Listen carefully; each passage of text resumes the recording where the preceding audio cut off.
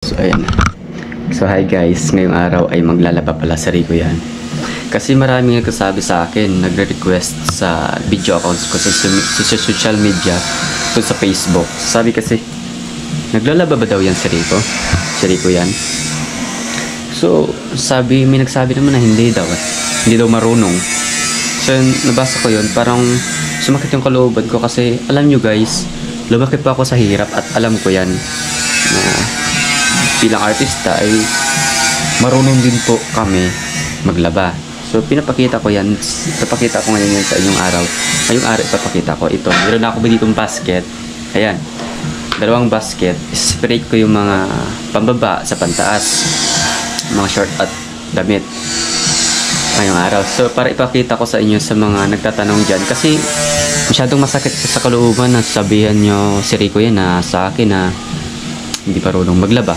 Marunong pa ako maglaba at tapakita ko sa inyo ito. So by the way, it's not my first time kasi matagal na rin ako hindi naglalaba.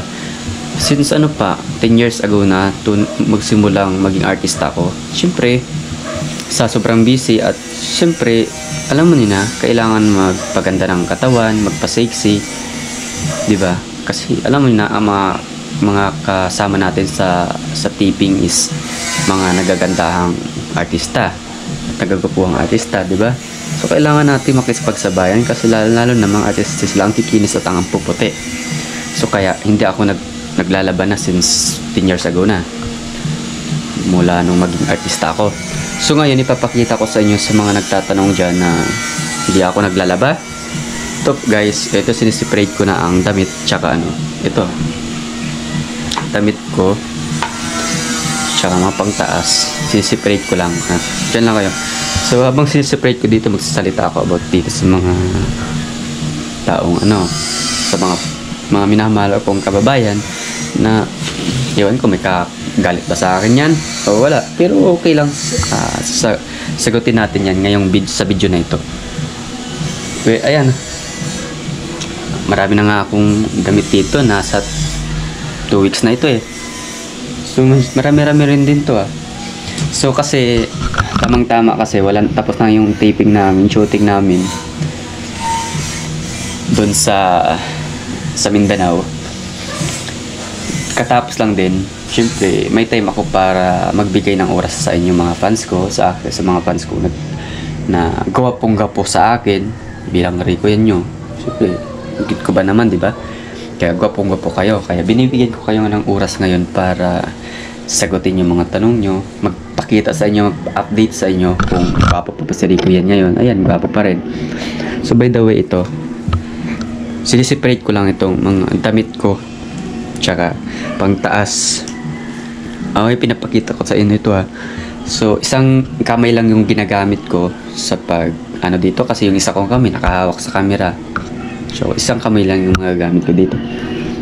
So ayan, masyadong madami din ito Meron din akong nyaya dyan, nasa 5 nyaya, pero sabi ko huwag nyo nang laban yung mga damit ko, sa inyo lang muna. Kasi tinitake ko ang challenge na ito sa mga kababayan ko, sa mga fans kong galit sa akin or nagtatanong kung naglalaba ba daw si Rico yan. So ito po pinapakita ko sa inyo Sabi ko sa yaya ko, sa mga yaya ko, wag mo nang pakailaman itong damit ko ng yung mga gamit ko ng damit at saka bababaho kong damit. Kasi ako na ang maglalaba. Kasi sabi ko nga, yun, dahil may nagtanong nga sa social media na ito nga, ganun. So sabi ng yaya, okay po. Andyan nga sila nakatingin sa akin kapag tinitingnan ko naman, pag pinupuntahan ko sa kanilang kwarto, mga yaya ko nagtatago talaga, naglalak kasi nahiya talaga sila sa camera. Tsaka sabi nila pangit daw sila, hindi katulad ko daw, gwapo, kaya nagtatago sila. Yun yung mga dahilan. Kayo yaya ko, nakasilip. So ito, yung mga fans ko dito sa bahay, yung mga yaya ko yan, supporters supporters yan. Ayan ayun. Salamat yaya at pinagbigyan nyo ako maglaba dito ngayon. Tsaka hindi kayo nagalit kung ba't ako ang naglalaba ngayon, kasi nag-explain naman ako sa inyo, di ba?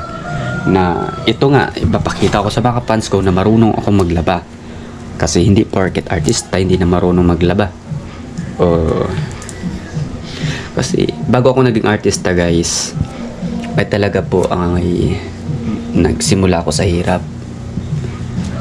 Talagang sa hirap talaga. Nanonood sa MMK, ganun kahirap. Ganun po talaga kahirap yung naranasan ko bago naging artista ako. Ayan na, nagle-labor ako. Akala nyo lang sarili ko yan, nagle-labor. Hindi kayo makapaniwala, nagle-labor ako doon sa barangay namin. So ngayon, sa Manila, nag-labor din ako doon sa Quezon. 40,000, 40 floor yun 4th floor, hindi, 48th floor. Oo, ganun ka taas na palapag yung mga nasa 50 palapag pa nga dun ang parang inaabot ko dun Tsaka ganun kahirap. Hindi ko lang talaga napakita sa inyo, hindi ko nakuha ng camera kung paano ako mag-labor kasi hindi pa talaga ako sikat noon Tsaka wala akong pera. Hindi ko pa alam kung paano bumili ng camera, kung paano mag-vlog, kung paano maging artista. At saka aksidente lang din naman kasi kung ba't ako naging artista at habulin ngayon ng mga babae. So ayun. At saka habulin is parang idol ng mga babae. So ganun. So aksidente lang naman kasi, kaya nagpapasalamat din ako kung bakit ako naging artista. Kasi marami naman ako nang tulungan mga tao pagiging artista ko. Siyempre, lalo na mga babae, kilig na kilig. Yun na ang natulungan ko. Kilig na kilig. Diba? So ayan, pasensyahan nyo guys ito pinapakita ko na sa inyo na talagang nanggaling ako sa hirap at marunong ako maglaba. Pasensyahan nyo papakita ko talaga sa inyo to kasi hindi naman ako sa galit, pero papakita ko sa inyo kasi nakakayan sabihin na Rico yan daw, hindi marunong maglaba porket artista. Uy, marunong pa ako. Ito na nga sinisiprate ko itong short sa damit, sa brief. Ayan po, sinisiprate ko na yan Okay, so maya sa paglabay papakita ko din sa inyo kung paano ako mag-hand wash. Tsaka hindi ako magagamit ng washing machine kasi hand wash po talaga, kasi para sabihin nyo talagang marunong ako, mag-hand wash po talaga ako. Ayan na, separate ko na. Ngayon, dalawang basket lang to isang basket para sa mga short, brief, at isang basket para sa damit. So I think 1 week lang yata ito kasi dalawang basket lang 1 week. So ayan, masyadong marami to. Pero alala ko pa naman kung paano mag-hand wash 10 years ago, mula nung maging artista ako dito sa Pilipinas. Di na rin ako nakapaglaba. So pasensya nyo na ako, ito pinapakita ko to sa inyo.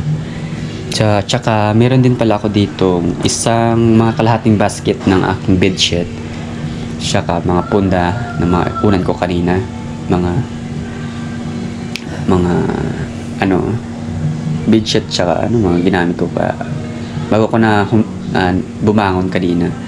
So ito yung damit ko kanina kasi nag-vlog din ako kanina kasi hindi pala tuloy yung taping namin kaya nag-vlog ko na lang na yung ngayon kasi hindi natuloy yung taping kasi umulan, nalakas ang ulan kaya bumalik nila ako sa bahay. Ganito kaya ito pa rin ang damit ko kita-kita nyo naman ito pa rin ang damit ko sa first vlog ko, diba? Kasi bumalik lang ako.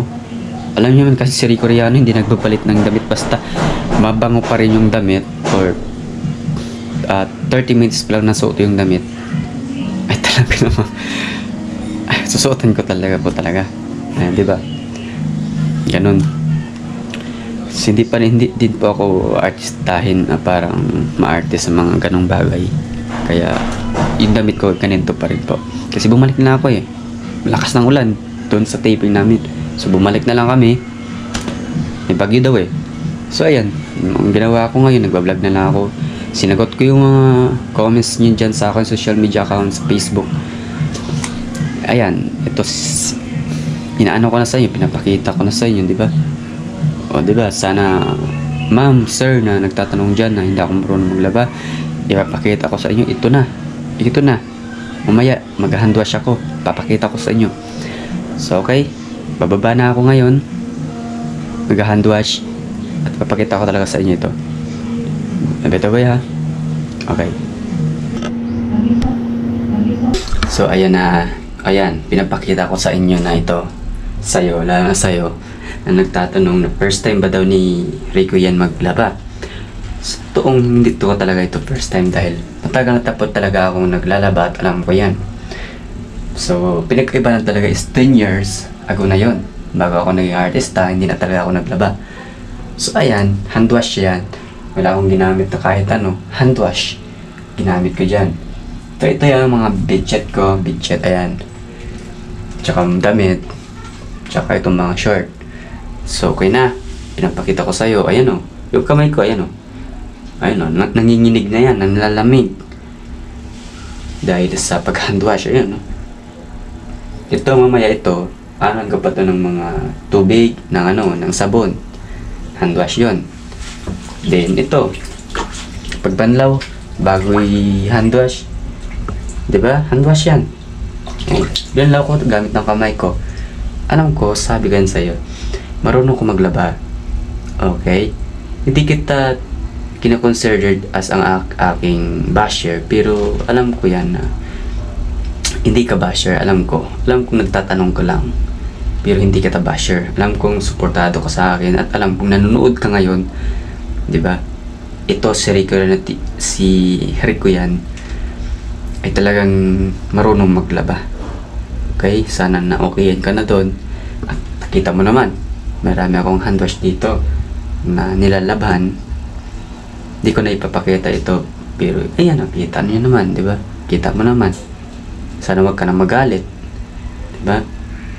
Okay lang magtanong ka pa dyan sa social media ko ng kahit ano, okay lang yun. Dahil alam ko, mahal mo ko, suportado mo ko bilang fans ko, at talagang kilala mo ako bilang si Rico yan, di ba? So I'm very thankful kasi yan, naipakita ko din sa'yo at sa maraming tao na marunong ako maglaba. Marunong, di ba? Marunong ako mag-hand wash, marunong ako magsabon, lahat-lahat. Okay, kasi hindi po lahat ng artista hindi marunong maglaba. Kami po, ako, si Rico yan, marunong pa akong maglaba mula pagkabata kasi nagsimula po ako sa mahirap na pamilya. Okay po, sana naintindihan mo. So maraming salamat sa panonood mo, sana nalinawan ka. Okay yon. Okay, maraming salamat sa panonood nyo mo, lalo ka na nagtanong. Huwag kalimutang mag-subscribe, mag-follow sa Facebook page natin, million views. At sa atin mayroon tayong Facebook account, The Rico Reyna TV. Thank you very much You always support us. Malapit na tayo sa kaligitnaan.